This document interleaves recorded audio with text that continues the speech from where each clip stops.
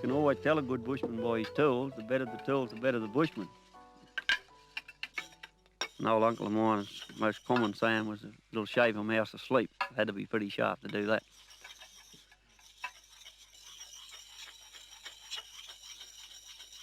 Shave a mouse asleep, Mark.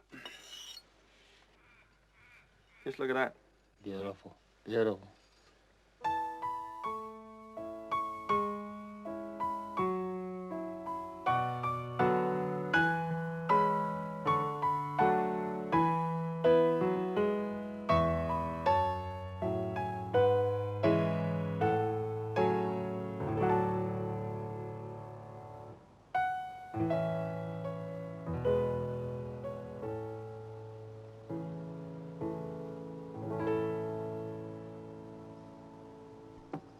What sort of fisherman is Stokes? Is he any good or not? Oh, he's a good fisherman, but he might... This will be my third time down to work at Coolamine. The first time was mostly to study it, talk about it and see if we could restore it.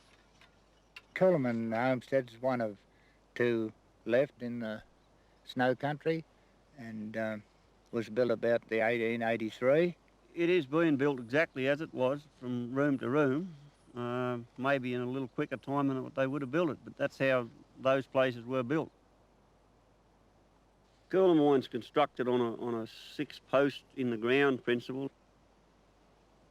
It's a drop slab construction with a tin roof, no lining. Mostly the walls was only single, and they was always lined with paper or tarback paper or even just used papers. Southwell House dates back to 1886, so it had to be built before that time. The type of timber used in Coolamine was alpine ash. It's a very straight grain, very even grain timber. In early days it was the most used for slab hut construction, and it's also the most common timber in the area.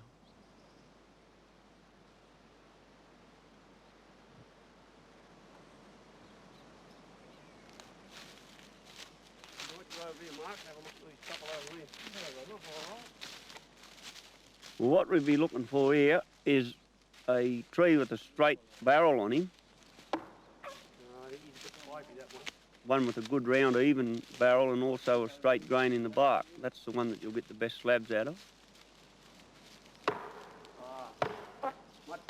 You can tell after you hit him if he's sound, and you'll know how much wood you're going to have to work with when you do fall him. The first operation when you fall on the tree is to have a look up it and study the crown of it and just see which way it's leaning. Then you'll take a strip of bark off it, makes it a lot easier. Axes don't cut bark as good as they cut wood, it's all full of grit.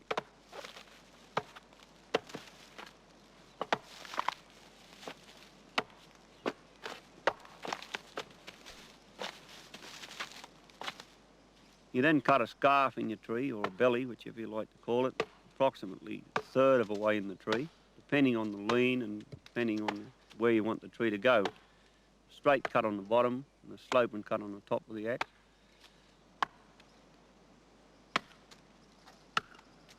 The belly of the tree is the most important part of it. That's what steers the tree, and the back is just to let it really fall on the ground.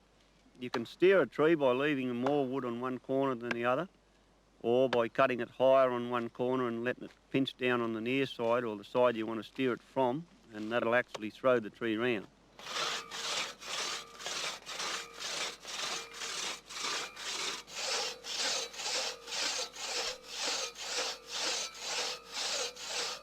You then saw it down from the back with your crosscut saw, and you sawed it within about 2 inches of the original axe cut, and if it hasn't gone by then you would have put a wedge in and wedged it down.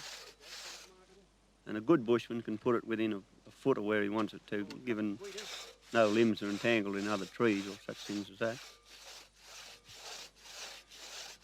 The tree will really talk to you when he's starting to crack, and you'll hear it go tick, tick, tick, and you can tell within a couple of rubs of the saw or a couple of hits of the axe which way it's going to go. Because all that's been lost in later years with chainsaws, you can't hear them then.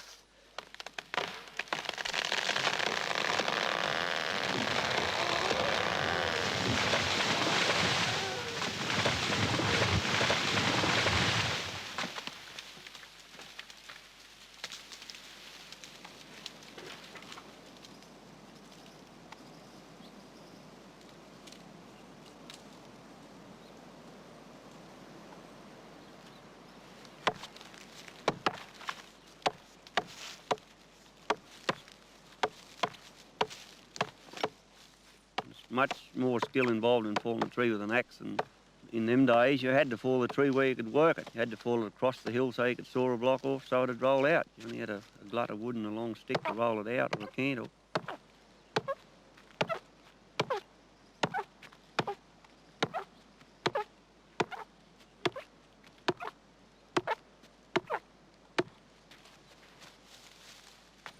First operation when the tree falls is to have a look above to see there's no widow makers, of course.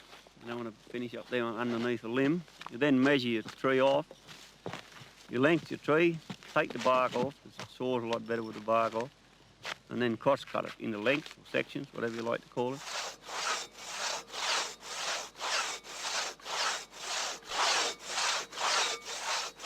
A lot of hard work in it, but there's also a lot of skill in it.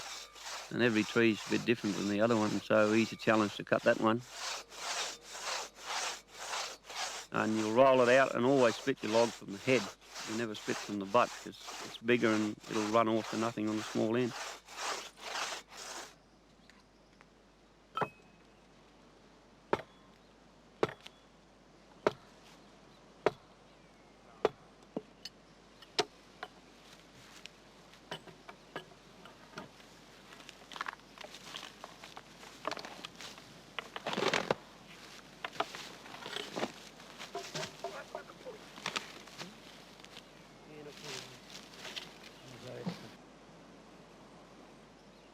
Mostly they'd cut the slab in the bush. You then loaded him onto your transport and took him home to work on him at the homestead itself.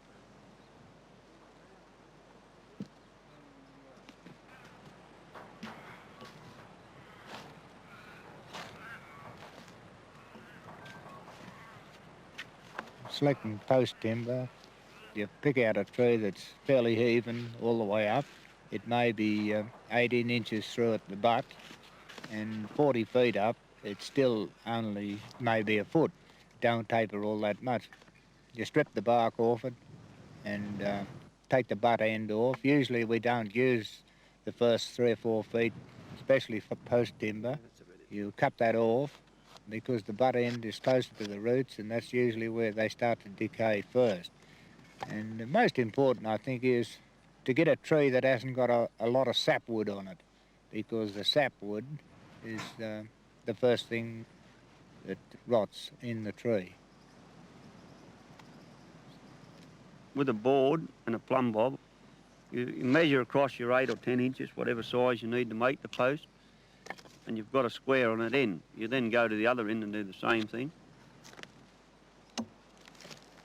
You just get your axe and just cut 2 little niches on each end where your up and down line is. Then with a string line, you just wet your line in water, rub it on a bit of charcoaly log, or burn a piece of log and rub it on the log itself. Once you've got your line blackened, you hook the string line in that, go to the other end and lift it up, drop it down, and you've got a complete black line right along your freshly barked log. It shows up very plain. You then notch your log in with a chopping axe about every foot to 18 inches to that line from top to bottom, and then just give it a hit either way to block the wood off so that it'll come off easy with the broad axe.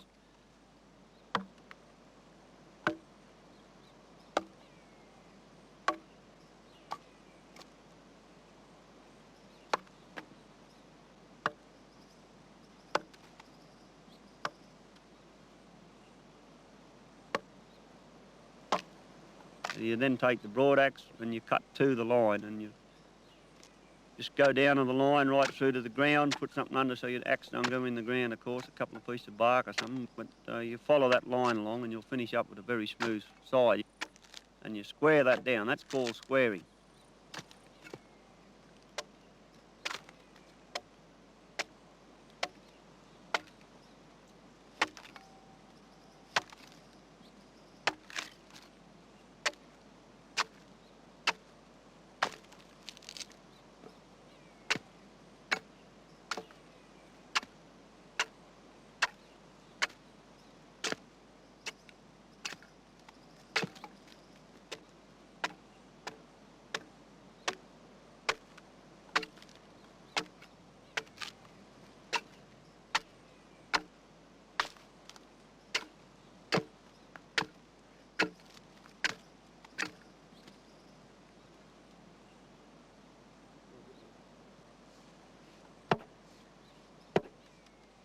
first slabs to come off, of course, are called roundbacks. You mostly go around your log and take all your roundbacks off, and then you can work out just where you're going to get a slab from.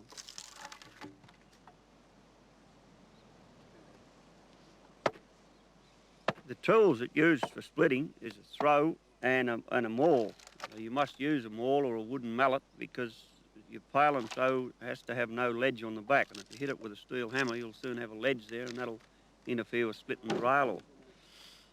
Throw's approximately 12 to 15 inches long, about 4 inches in depth, mostly made out of a sulky spring or axle or truck spring or something like that, and you have a handle from 4 to 6 foot long in it.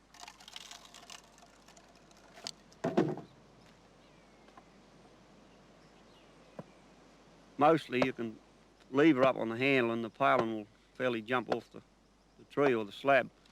If it don't, you go along the log, one each side with a wedge, and put a little wedge in each side and tap your throw back along a bit further and prise it that way.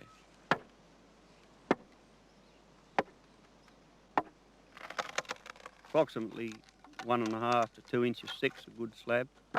Bear in mind that an inch of timbers is equal in warmth to 4 inches of brick or cement or whatever.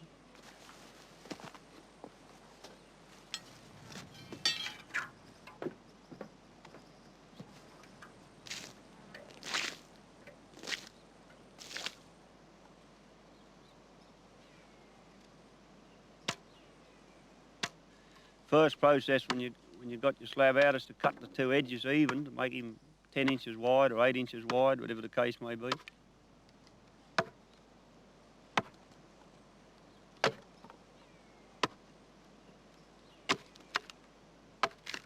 You lay him flat, you trim them off with the broad axe, and you square him halfway down from one side and get him on fairly even. You turn him up and square the other side down.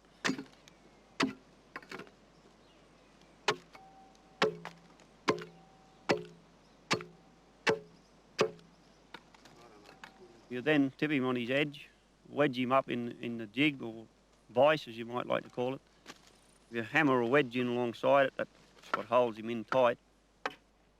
And you do half of him at one time, and then you take him out, end for end him and do the other side. That'll bring him up to square.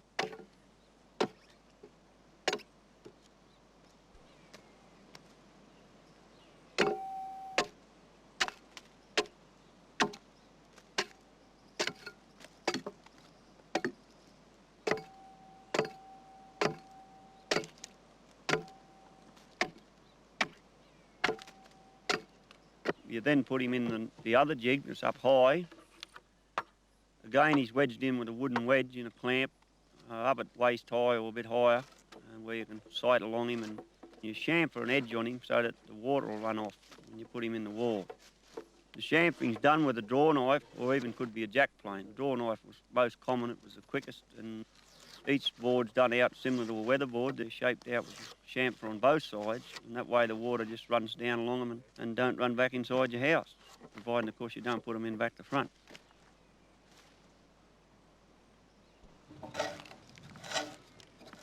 Slabs go in a groove down the centre of your post, approximately 1.5 inches, 2 inches apart, depending on the thickness of your slabs.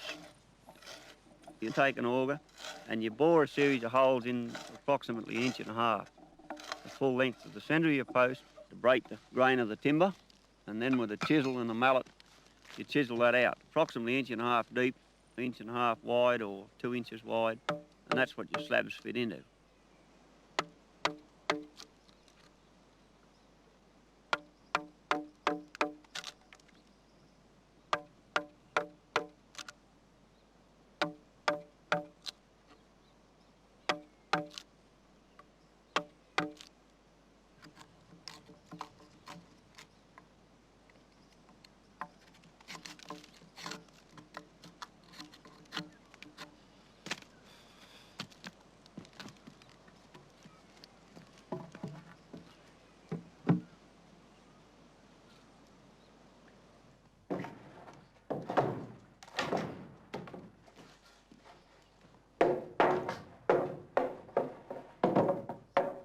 Once you've got the post in, and the post is definitely plumb bobbed, and the measurements are exact the same at the top as what it is at the bottom, and your slabs are put in those grooves. They're dropped in from usually halfway up the posts, and there's always a foot or 18 inches of a little cleat cut out of the groove so the slab can go in there on one post.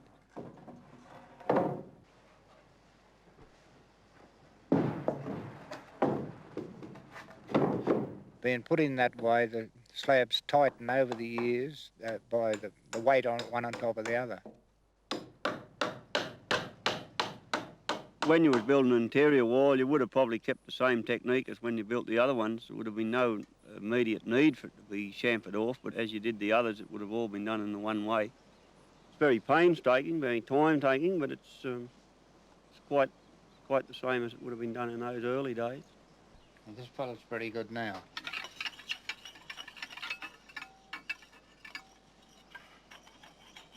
Yeah, you're probably... The original building as it was is all but complete. I think it's a worthwhile project, and we'll take quite a few more visits to get it back in its original state, and then if we can keep it at that, it'll be another thing.